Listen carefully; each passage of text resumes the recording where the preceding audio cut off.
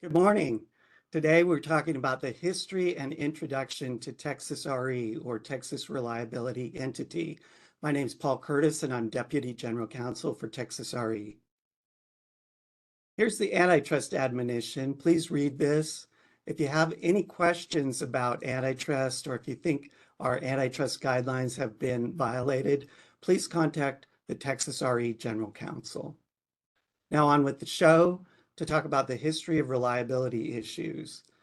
We're going to kind of give a background of why we have these electric reliability standards. And it really comes down to, it's just a big need. Of course, we all depend on the electric system every day for every single thing, from our cell phones to our computers to just you name it, it's electric now. And so there was a series of events that really showed that there were some problems with how we were dealing with our bulk power system. In 1965, there was a blackout that affected 30 million people in the Northeast US and Canada. Then in 1968, we had 9 regional organizations that joined together to form what was called the National Electric Reliability Council. This was an all-voluntary council established to try to come up with ways to improve the bulk power system. But the rules that they put in place did not have any kind of mandatory effect. And so we continued to have problems with the bulk power system. In 1977, there was a blackout in New York City. Then in 1996, there were 2 blackouts in the Western United States. And then the mother of all blackouts, the 2003 blackout that affected New York City and the Northeast, as well as the Midwest and parts of Canada. This is a satellite photo of it. You can imagine that if you were in New York City at that time and the lights were out, you had a lot of problems. And here's some of the problems that happened as a result of that blackout. 9,300 square miles were impacted, 50 million people were affected, and 11 people died. There were $6 billion in losses.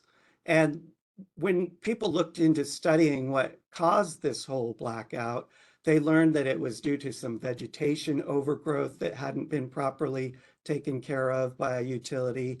There was an alarm system failure and a series of human errors. So it wasn't just one cause that did this, it was many things that needed to be improved about the bulk power system. Since then, we've continued to have some major events. In 2011, there was the winter storm here in Texas. And if you were here, you'd remember that there was extreme cold weather and natural gas shortages, which really brought home the need to prepare, for emergencies or for weather that was previously not experienced.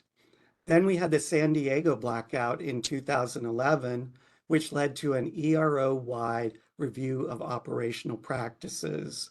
And the ERO is the Electric Reliability Organization, which is NERC and the regional entities. Then in 2021, we had Winter Storm Uri. And if you live in Texas, you probably remember this. We had more than 5 days, or at least 5 days, of less than 32-degree weather throughout many cities in Texas. And it really wreaked havoc on people's lives.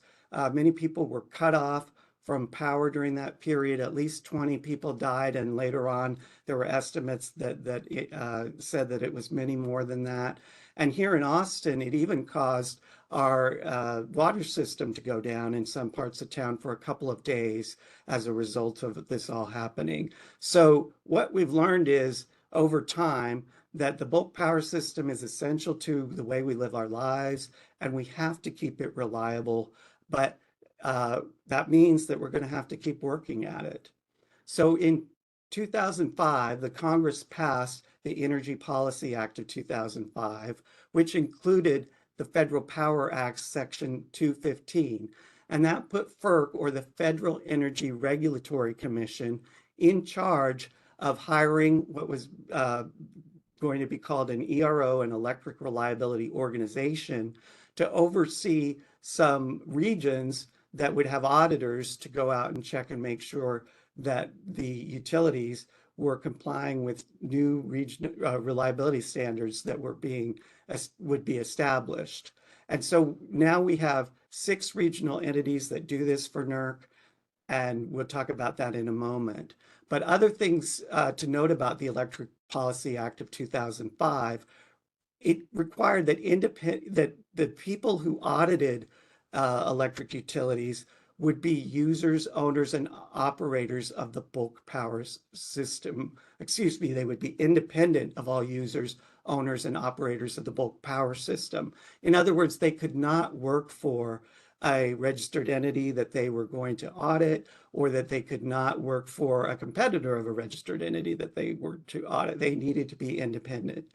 That law also required that there be stakeholder representation. In other words, people from the entities being audited had a right to help develop the reliability standards. They had a right to have their say about what those reliability standards would say. The law also required equitable allocation of fees to end users. In other words, an equitable system to pay for all of this. And it required fair and impartial enforcement process. And under the current processes, an entity has the right to challenge if it has an audit violation. It can challenge whether there's a violation of all, or it could challenge whatever penalty is being suggested by the regional entity. Finally, the law said that there needed to be an open process to develop standards. And so the reliability standards are publicly posted. All companies can put in comments about whether they think that they're needed or how to change them as they are being reviewed or developed. And so it's a very open process. So in 2006, FERC did hire NERC as the ERO. And then NERC went out and got the regional entities on board. Those would be entities that would have auditors in place that could go out and monitor and enforce on the NERC mandatory reliability standards. So on the map here, you see on the left-hand side, we got WEC being the regional entity for the Western United States and parts of Canada. Then we had 4 regional entities in the Eastern Interconnection, MRO, NPCC, RF, and CERC. And finally, we had Texas RE, or Texas Reliability Entity, that covers most of the area of Texas in the state as the regional entity that monitors and enforces for reliability standards.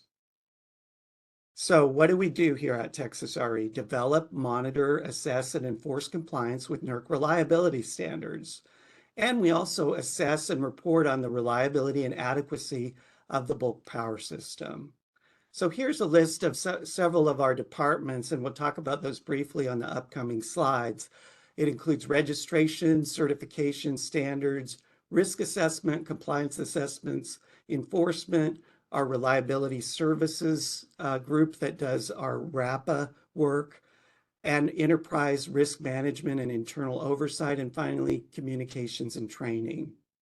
So the registration and certification department, their job is to ensure that all applicable users, owners, and operators of the bulk electric system within Texas interconnection, that they are properly registered for their functions. And they have to make sure that these entities have been certified that they're able to carry out their functions. That group also maps for compliance with the NERC reliability standards. In other words, the registration and certification department makes sure that there's a company mapped out to fulfill each portion of a reliability standard for each utility. And that's really critical that we have all bases covered, that we don't have some standards that nobody's responsible for. The next group at Texas RE is the standards group. They facilitate NERC Standards Review Forum meetings. And the NERC Standards Review Forum is a group of stakeholders, people from the registered entities or companies that get together about once a month to talk about what new upcoming NERC standards are going to go into effect, how that they can comply with those, and also to discuss commenting on NERC standards that are being developed or that are being improved upon. The standards group at Texas RE also comments and votes on NERC reliability standards, and it facilitates regional reliability standards projects. The regional reliability standards are separate from the regular NERC reliability standards in that if a particular region, such as Texas, has something unique and needs a special rule, then the regional entity here, Texas RE, can develop a standard or rule to apply to make sure that we have a reliable system in that region only. Another group at Texas RE is the Compliance Monitoring and Enforcement Program, and that consists of 3 different departments. Risk assessment. These are folks that are going to perform what's called inherent risk assessments and develop compliance oversight plans. The inherent risk assessment is looking at what your company and its equipment's risks are to the bulk power system. And we develop through study and through questioning of the company, a list of the inherent risks your company faces. Then this group develops what's called a compliance oversight plan, which lists out the, on the plan, it lists out what your risks are, but also a plan for how often you're going to be monitored or audited on some of those risks. And that compliance oversight plan is provided to the company so that they have that if they would like to see it. We also have compliance assessments group, better known as the audit group. And these consist of auditors who are monitoring, assessing, investigating, and evaluating whether your company has complied with the NERC reliability standards. And they write an audit report, and your company receives a draft or a copy of that report. Then finally, we have the enforcement group, which ensures that any kind of violations that are determined by the audit group are quickly mitigated and has the ability to issue sanctions or penalties against a company that has significant or repeat violations or violations, period. The Reliability Assessment and Performance Analysis group at Texas RE is completely separate from our audit group. Instead, this group is to monitor the grid and help provide input to reliability assessments. NERC and the regions, even ERCOT, put out reliability assessments about what they forecast the level of energy that's going to be needed in the future and how up to date we are to be able to provide that level of energy or what kind of problems are happening in the regions. And Texas RE helps review and develop those assessments. Texas RE also, this group reviews system events. So a large event such as blackout would be reviewed by this group to look at what the causes were, come up with lessons learned so that to try to help that from happening again. And this group also looks at system disturbances on the Texas interconnection, smaller events that may affect the frequency of electricity, and just to see whether those are being handled properly and that everyone is following the rules that need to be followed in those. The Communications and Training Group is one of the groups that you're really going to see a lot from. And it's important if you're new to the industry or even if you've worked here a long time, that you know that there's a lot of free information that Texas RE can provide you. We have announcements that we can send to you. We have our Texas RE review newsletter, or Texas Review as we call it, that comes out monthly. We also do Talks with Texas, where we have industry experts give a talk, and you can call in with questions about how to comply with this particular NERC reliability standard. And finally, we have our workshops where we have the standard security and reliability workshop in both the fall and the spring, where we talk about reliability standards, what new ones are coming in, how to comply with those. Those are free for everyone to attend, either personally or virtually when those are offered virtually. And as well as that, we have a winter weatherization workshop that we do every year, and this Reliability 101 and 201 series. So there's a vast amount of training material available to you for free, and I highly encourage you to sign up for that. You can sign up for membership in Texas RE, and I encourage you to do that. Remember that we're a member-based organization and we welcome new members. What do members get to do? Well, you get to vote and approve Texas RE bylaws and changes in our board's independent directors. And those independent directors really drive what the corporation or what Texas RE is going to be doing in the next year. So it's important for you to have a voice in who they are. Members also elect sector representatives to the Member Representatives Committee, which is called the MRC.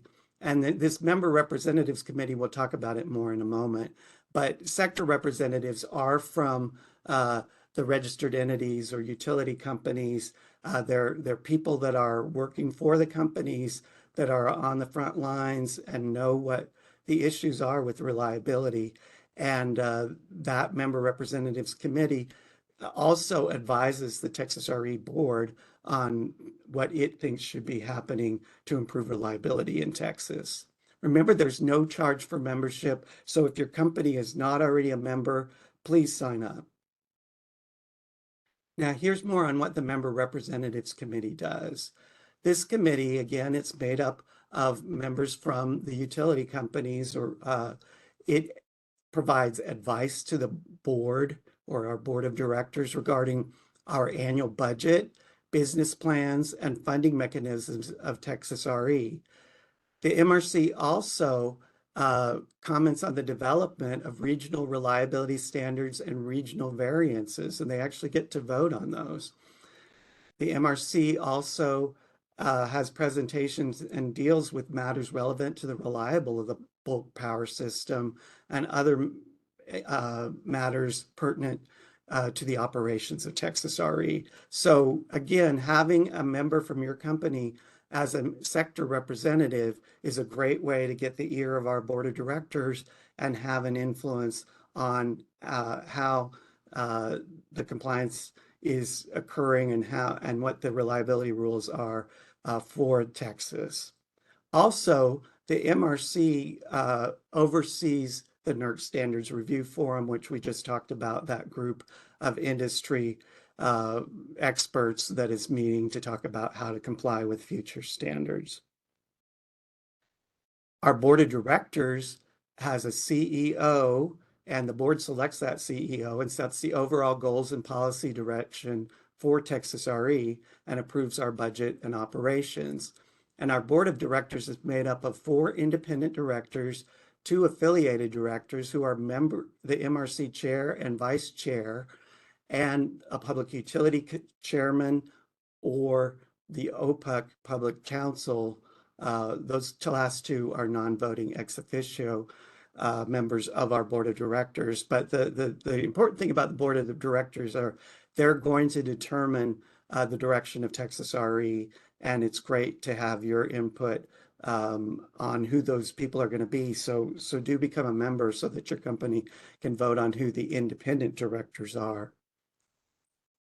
You can also get involved by being on NERC committees. NERC has a reliability and security technical committee, which leverages industry experts to study, mitigate, and or eliminate emerging risks to the BPS.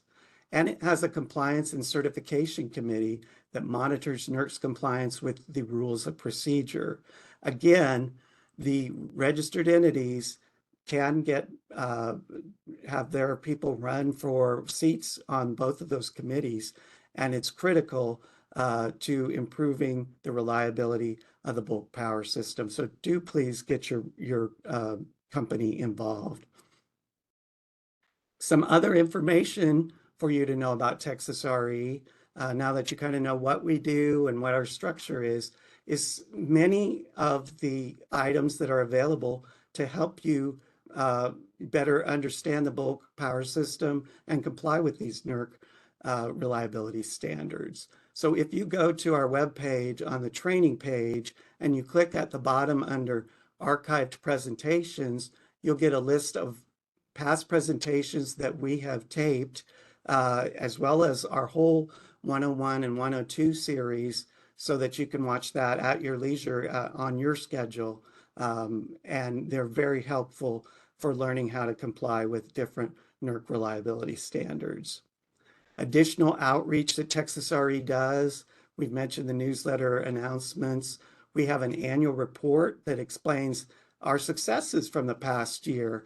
And it really goes in depth about listing all the very specific things Texas RE is doing to improve the reliability of our grid. We also have additional outreach available for NERC. We've got a link to the NERC newsletter here. NERC Weekly Standards and Compliance newsletter is here on this link if you click it on the presentation slides. Also, for NERC alerts, you can go to nerc.alert at nerc.net to get online to receive NERC alerts, which are emails that tell you about important and critical things that are happening as they're happening. And finally, there is the EISAC. That's the Electricity Information Sharing and Analysis Center. I highly encourage you to have your company involved in this. Sign up for it. Then they will receive alerts from EISAC about the latest cybersecurity warnings, often receiving those before others would receive those. So you'll get an inside view of what the biggest threats are, and you can help the security of the grid by letting them know what is happening in your business if you're getting any kind of odd attacks or things that are happening that need to be reported. We have what's called the Texas RE Resource Hub on our website on the front page. If you go up into the right side, you will see that little resource button, and you click on it and you get the Resource Hub. And here it includes all sorts of information as you can click down through these click downs on, for example, extreme weather issues, facility ratings, inverter-based resources, cybersecurity. So there's just a wealth of information there for you. It's free. It's right on our website. I highly encourage you to look at that when you have time. Finally, if you're a new entity, we have what's called the Texas RE Welcome Packet. And if you go to our website toward the bottom left under helpful links, you'll see the Texas RE Welcome Packet link. And here's a picture of the pages. It includes all sorts of links on Texas RE NERC, just a vast amount of information on how you can get the very information that I've just been talking about on the last few slides. So key takeaways, you've learned about why we, kind of got here with this history of blackouts, with the history of problems with the bulk power system, and just as we have a growing system and there's more and more players and more users on all the time, it's just critical that we keep current on all this and keep the system reliable. So key takeaways from this presentation is that FERC has jurisdiction over the ERCOT region for reliability of the bulk power system, and that Texas RE monitors compliance only for the NERC reliability standards. We're not monitoring for ERCOT protocols or for state law. The PUC and ERCOT are handling those issues. Texas RE is the only regional entity that serves both a single state and a single interconnection. So remember the map, we were the only one where you're getting direct service. We're not split between a bunch of states, and we're here to listen what you have to say and figure out ways to help you better comply with the NERC reliability standards. And finally, stakeholder participation is essential. I've given you all sorts of ideas here about how to sign up for various listservs and be on committees, and just look at our website when you have some time. Go through some of those announcements, go through some of the presentations, and remember that our 101, 201 series is online, and is available for you to watch the rest of the trainings. And we highly encourage you to do that. We encourage you to become a member. Really, the strength of the Texas electric grid relies on each and every one of us, whether we're regulators or in industry, to make sure that we're doing our jobs, that we are alerting other people of reliability issues and working to mitigate and address those. And by working together, we can have a more reliable grid.